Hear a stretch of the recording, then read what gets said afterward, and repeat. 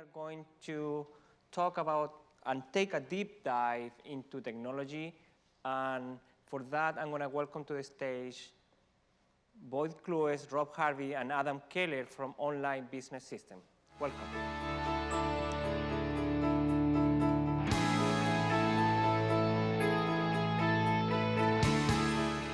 Good afternoon, and thank you, Merrill, for the introduction. Today, what we're going to try to do is do a live demonstration and show a little bit about how tracking privilege access into the cardholder data environment. So what I'm going to do is walk you through a little bit of the slides that we have today for the agenda. On that, go back one, please.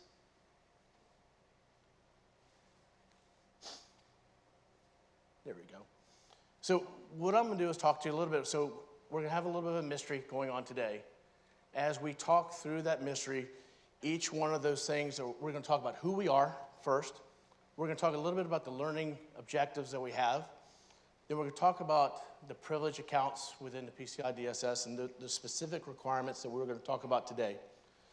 Then, well, we're going to have a little prayer here because we're doing a live demonstration. So we're going to, hopefully our demonstration will work.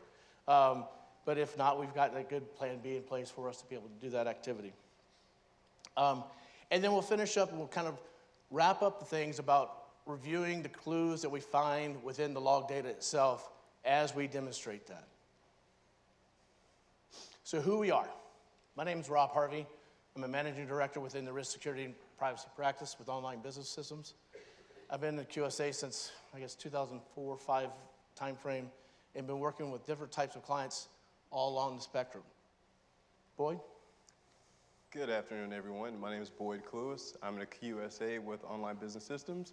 And formerly, before I was a QSA, I was an ISA for several years. Before I came to Online, I was the architect for security and PCI for American Airlines. So I've seen quite complex environments, a lot of different things around the world. So I'm very excited to be here. And again, we're going to do a live demo. Fingers crossed. Adam? My name's Adam Keller. I head up our health, risk, security, and privacy practice within Online Business Systems. So I have that designation on my badge that says not a QSA. I may be the only person in the room, I don't know. But that said, very happy to be here at the PCI conference. Whether you're talking about things like HIPAA or PCI or other security standards or whatever industry you're in, a lot of these concepts are the same. And actually, we do a lot of converged HIPAA, PCI work, and we see a lot of overlap between the two things. So I'm really excited to talk about these concepts, and whether someone's a health provider or a technology provider that handles cardholder data or has other compliance requirements, a lot of these issues come up during the type of work that we do. So a few things that we want to get done today, other than have a little bit of fun with the demo, is we want to gain some practical recommendations for tracking misuse of systems in the cardholder data environment. And what this means is really understanding what it is to track this data, where the data lives, how these systems are used, and therefore being able to really tailor our monitoring. This presentation is about identity and access management, but it's also just as much about monitoring. So we really want to kind of show the relationship between those. We also want to kind of dive into what these triggers look like. So again, it's really about tailoring those monitoring systems. We can install monitoring, plug it in, and it's plug and play, right? It just goes. You just turn on monitoring, and then you're monitoring, right? Well, not really. I mean, you really need to focus in on what your system does and be able to tailor your monitoring accordingly. And so we want to get some proactive techniques to those indicators of compromise and really reduce that time of discovery. We've heard a lot of numbers and data throughout the years on the length of time to discovery, from 90 days to 6 months to a year to discovery. And by that time, the attackers have gotten away with a lot of data. So the more we can reduce that time to discovery, the greater we can reduce the risk of larger compromises.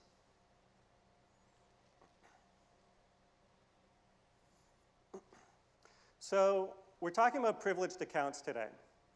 So first of all, just to get our nomenclature right, what is a privileged account? What you see here is a definition from NIST, which we like to go to as kind of the standard, at least in the United States. I'm sure with the international standards, ISO is more popular, but we'll go with this one for now because that's what's on our slide. So we're really talking about those accounts that have. Nice. We need slides up. Thanks. Hey, thank you. All right. Are we good? I'll keep talking, and they'll get that fixed up. All right, thank you. There's the definition from NIST. So really, a user is authorized to perform security-relevant functions that ordinary users can't use. So often this is, in the Windows world, an administrator account. In the Linux world, a root account. Could be some kind of super user for maybe network devices. Really, those devices that operated in an elevated mode that can do just about anything. And this is where we see a lot of insider threat in organizations. Some issues here, default passwords. How many here people in the room have default passwords on their systems? You're not going to raise their hand. Nobody raised their hand, right? right? No one raised their hand. Exactly. No, well, I'm not going to call you liars, but we see this time and time again when we do penetration testing. We see default passwords. I've done it myself. I pull up an IP, I scan it, I pull up the interface. Oh, this is a XYZ surveillance camera system. Well, let's Google what the default password is. Admin, admin. Try it. Sure enough, now I'm looking at the security cameras. So we see this throughout organizations, and often it comes up in areas where you don't look. We may have our Active Directory systems with all of our admin passwords changed. We may have our Linux systems where we have identity management is tied in AttackAxe or LDAP or whatever it is. But then there's this other account sitting behind where maybe when we installed the system, it was a default account that was installed. Maybe it's a service account. And also think about your IoT devices, your medical devices. These were surveillance cameras I was looking at, probably outside the purview of the IT group, probably set up by maybe the maintenance facilities people. So these accounts are everywhere, and it's really hard to get your arms around them. But we end up still, to this day, with a lot of default passwords. We have accounts that are shared by administrators. So it's kind of that break glass account, right? Like we all have our Adam Kaler admin account that's separate from my regular account, and I use that one. But, I got locked out and I need access to the system. Oh, yeah, we've got this other root account that we often use, so I'll just go and use that. It might be called something else, but everybody knows the password for that one, so we'll go use that one. So we've got that problem, and we're going to demonstrate some issues with that here today. And a lot of the issues with whether it be service accounts, these default accounts, backdoor accounts, is you can't associate activity to an individual. And that directly goes against some of the PCI standards that Rob is about to talk about. For sure, because we definitely don't share our administrator accounts that are out there. So therefore, we always are going to be tracking to specific accounts. And as we know with PCI, there's two specific, for today's exercise, we're going to focus in on two specific PCI requirements. One is around the group shared ID, generic ID passwords, and authentication methods. So generic user IDs, making sure that they're disabled and or removed completely out of the system as much as possible. We're going to talk about shared user IDs, that they're not supposed to exist for system administration or other critical functions that are there. But you may get in situations, and I don't know if you can equate to them, but there are situations where you may need to have to do that, and then there's other compensating or type of controls that you need to put in place so you can be able to meet this requirement specifically. But we'll talk about some of the challenges of that today with our demonstration. Or shared and generic user accounts that are not to be used by administrator on any of the system components. So basic 8.5 requirements that are associated with that for all the systems that are within the CDE that are associated with that. Can you elaborate a little bit more, Boyd? Yeah, so one of the things, the problem becomes is we have these systems out of the box. They come with these standard accounts. And like Adam said earlier, we could just look online and get the passwords to these. Sometimes we are so quick to stand up systems because we want to meet delivery, we want to meet our targets, we want to make sure the business goes, but then we forget about the security aspect of it. So too many times during assessments or through investigations after an incident, and we go back and look at what happened, that's the key. We'll see an account that should have been removed, going back to requirement 2, our system configuration standards, it was missed. And that little bitty account right there just increases your attack surface. And that's what attackers are using to leverage systems in order to take over them. Absolutely. So the next requirement is actually once we do the administrator passwords and so forth for requirement 8, next is logging, right? So how do we implement this from a 10.2 perspective as it's dealing with specifically privileged access and privileged accounts, right? So all individual access to cardholder data itself, all actions taken by an individual with root and administrative privileges. That's the key one there, 10.2.2, that's associated with the access to be able to tie an administrator's action going into a system, either a system that has data or system component that's associated with that. Be able to understand that the administrator, what their actions or what they're potentially are doing, and being able to log that information. And then 10.2.5 is the other one we're going to talk a little bit about today, is the use and changes of identification and authentication mechanisms, right? Including, but not limited to, the new accounts, right? Or the elevation, like I can go in with my ID, and then I want to elevate up into a privileged account, and how those changes can occur specifically with the root or administrator passwords or privileges. Any other things you'd like to add from a logging perspective? Maybe you see something? Yeah, I think this is really kind of showing that connection between identity and access management and logging and monitoring, and how those things are so intertwined and one depends on the other.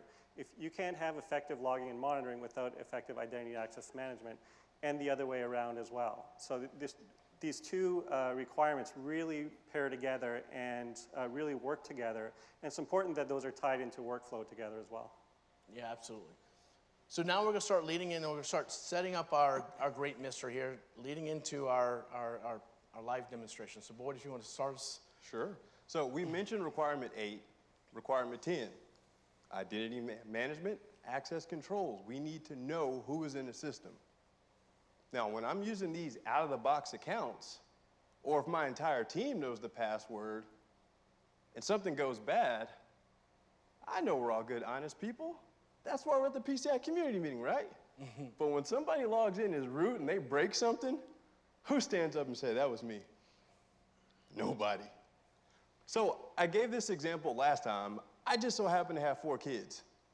And in my house, things break, and they break often. So I line them up. I'm like, okay, which one of y'all did it?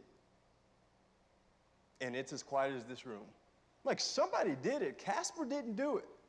But it's not like I have surveillance systems inside of my house. I don't have video cameras. I trust them that much. But I don't know. But that's what's happening with so many companies. We have these shared accounts. We have administrators where everybody knows the password. Things go wrong, and we just don't know who did it. So that's exactly what we're going to show you today. We're going to show you a couple guys, Bill and Ted. Totally excellent, right?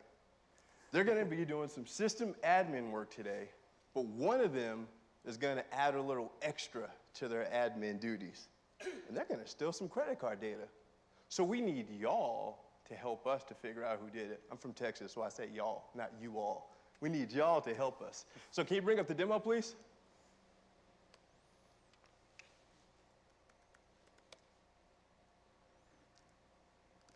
All right. Let's get things kicked off.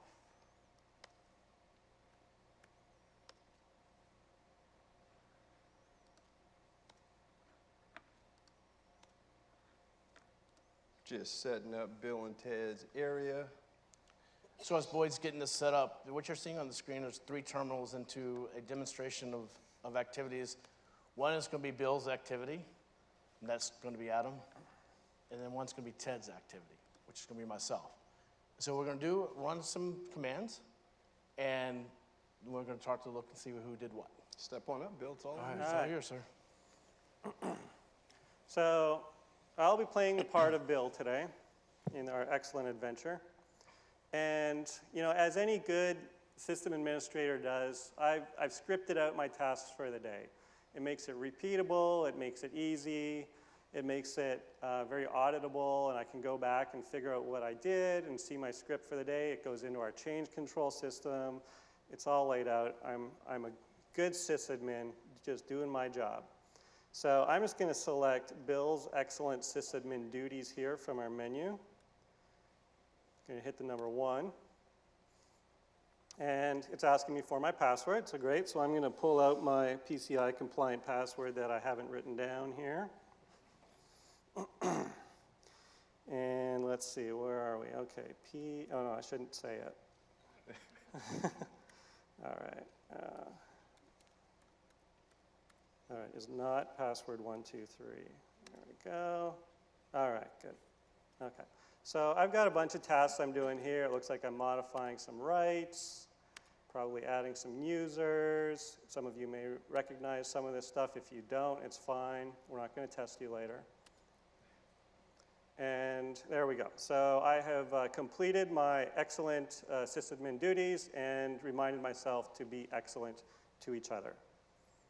Now, I will note while he's over here doing his admin task and while Ted is stepping up, we do have a change control ticket for this, so it's all good, right? It's all good. All righty, so now it's up for me. So I am going to be Ted. I'm going to hit that. I'm going to enter in my super secret password.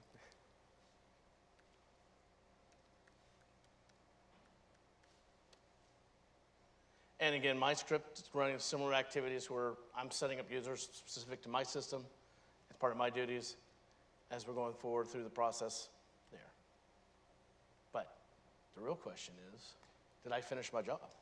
So, this is what normal day-to-day activity looks like in many organizations.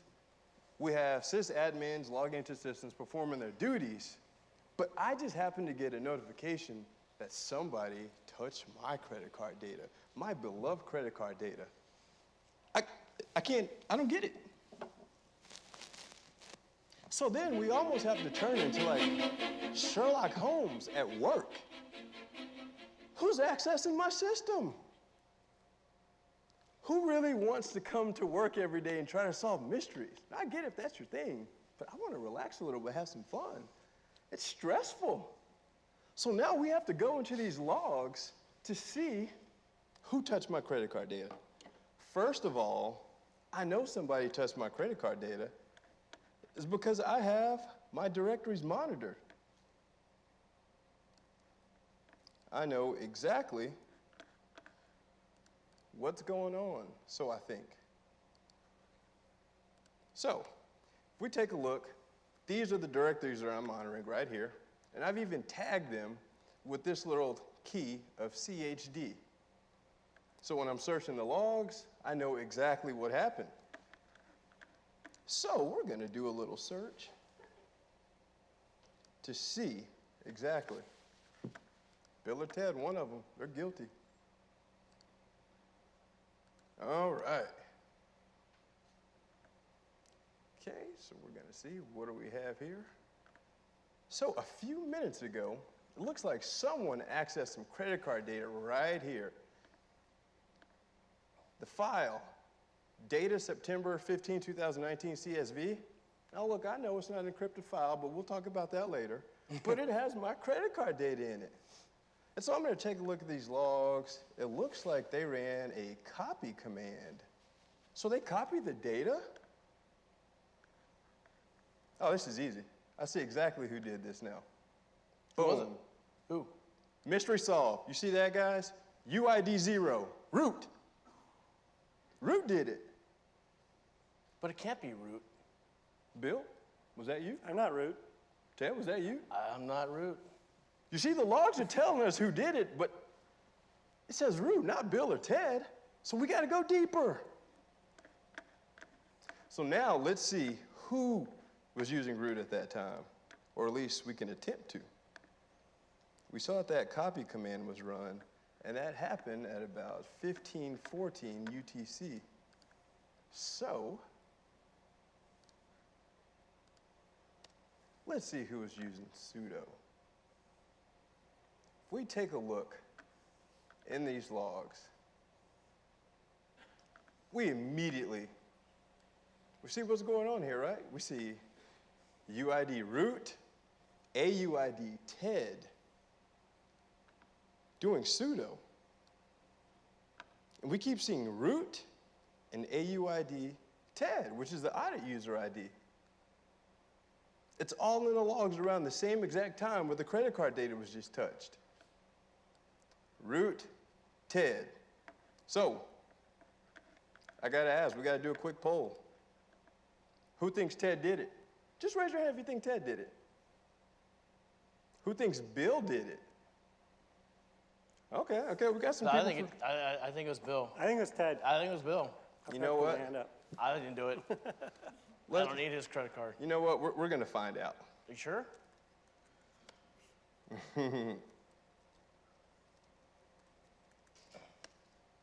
So, let's see if you're right. I saw several hands for Ted. And let's see. The bad guy was Bill. I told you it wasn't me. Well, there was something that we missed, so we got to go back. We missed one thing, and I'm going to show you right where it is. So we keep seeing root and Ted. The reason why we see Ted's name because we created this audit on Ted's files, and it only triggers an event when someone other than Ted accesses it. So if we look right in here, we see all this activity is hid under root, which is actually the improper use of root. These logs should show the UID of the user elevating their privileges to root. In this situation, we didn't see it. Okay, I'm going to show you right where it is.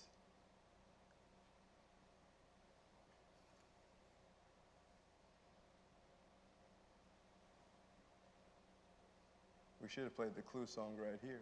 Do, do, do, do.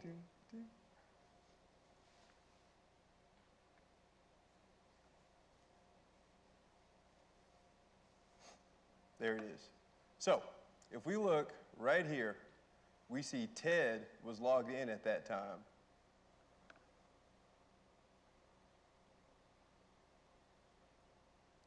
I just passed right by it.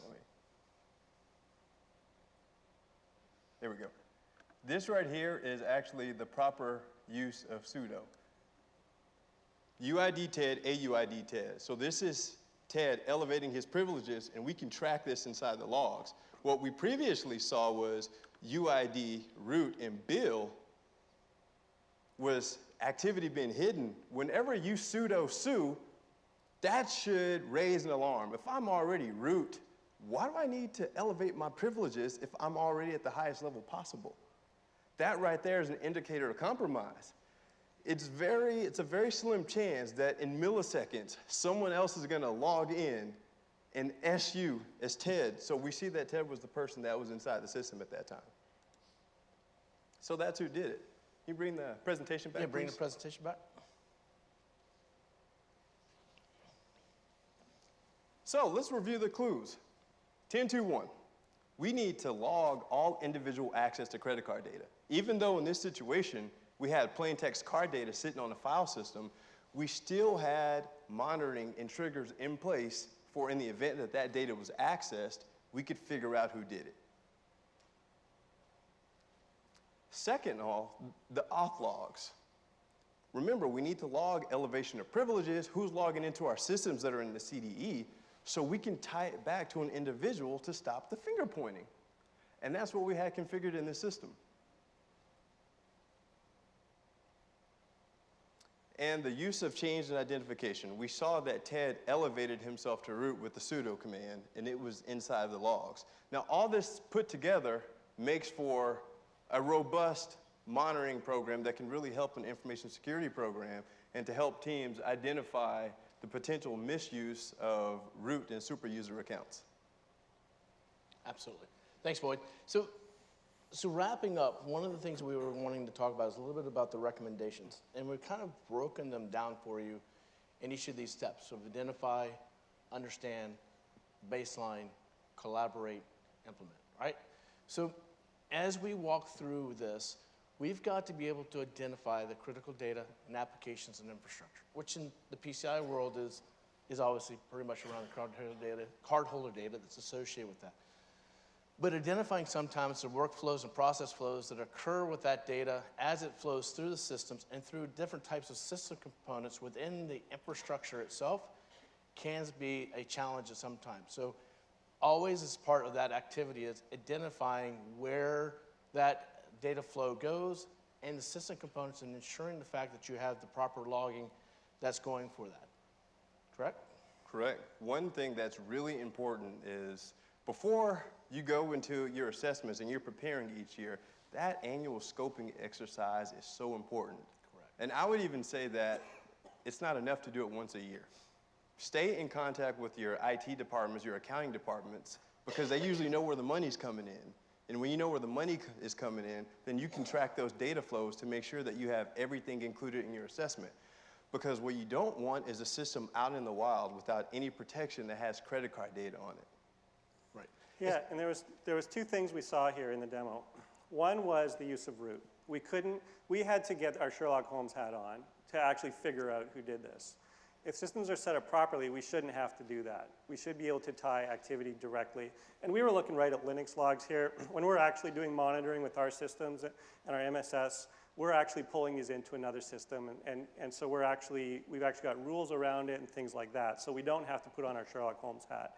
The other thing is we really understood our environment here. We knew that there's cardholder data that could be in these areas, and we put specific monitoring triggers on those, and that's what allowed us to actually go in and look at those logs. I think that's one of the biggest things is helping to understand what your systems are doing and the system components, what their actions are doing themselves, and how that system works to be able to proper log and be able to extract that information out.